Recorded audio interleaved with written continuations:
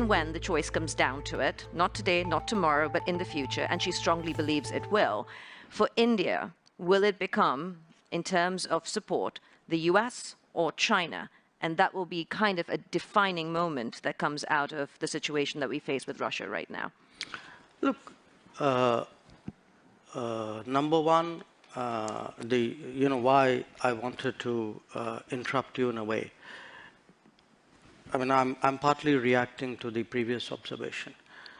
Somewhere Europe has to grow out of the mindset that Europe's problems are the world's problems, but the world's problems are not Europe's problems. That if it is you, it's yours. If it is me, it's ours. I think that's something, and I see, reflections of that.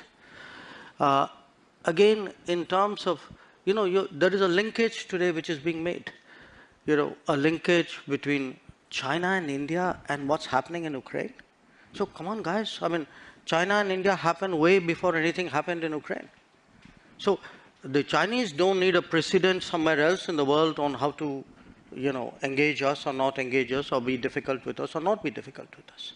So as I said, I mean, I just see this as frankly a not very clever argument, a very self-serving one. This idea that, your grand strategy must be about how you will choose. I will do what, as all of us do.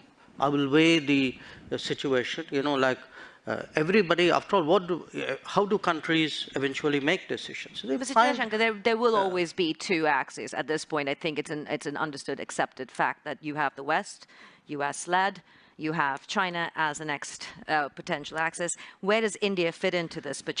Are you planning to not pick a side? No, I'm sorry. That is exactly where I disagree with you. This is the construct you are trying to impose on me, and I don't accept it. I mean, I don't think it's necessary for me to join this axis or not, and if I'm not joining this, I must be with the other one. I don't accept that.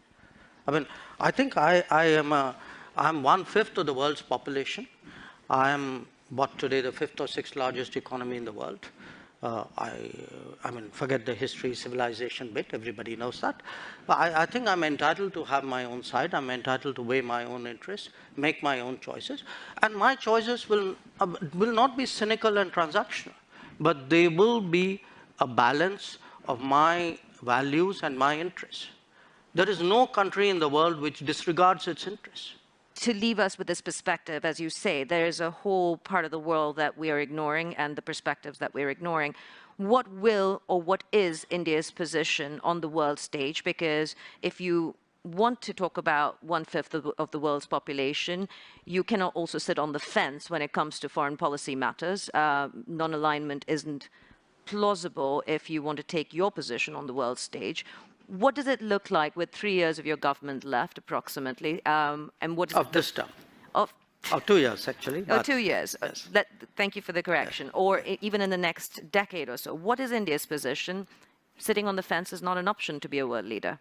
Look, I don't think we're sitting on the fence. Just because I don't agree with you doesn't make me sitting on the fence. It means I'm sitting on my ground.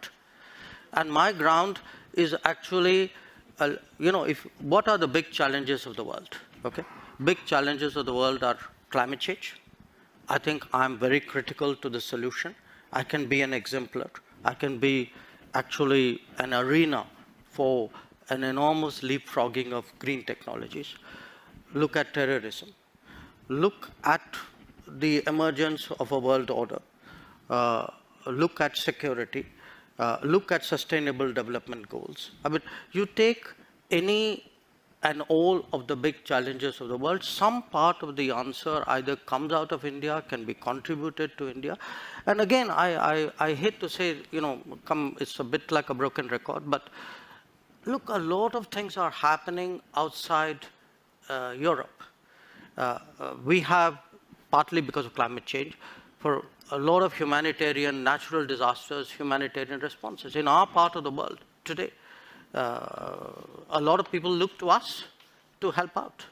The days when they expected Europe to come, which Europe did at the 2004 tsunami. The difference today is nobody's even thinking of that anymore. So the world is changing, new players are coming, new capabilities are coming, but a new agenda must come. The world cannot be that Eurocentric as it used to be in the past. And who will India play with? Will it be Europe and the US, or will it be China and Russia?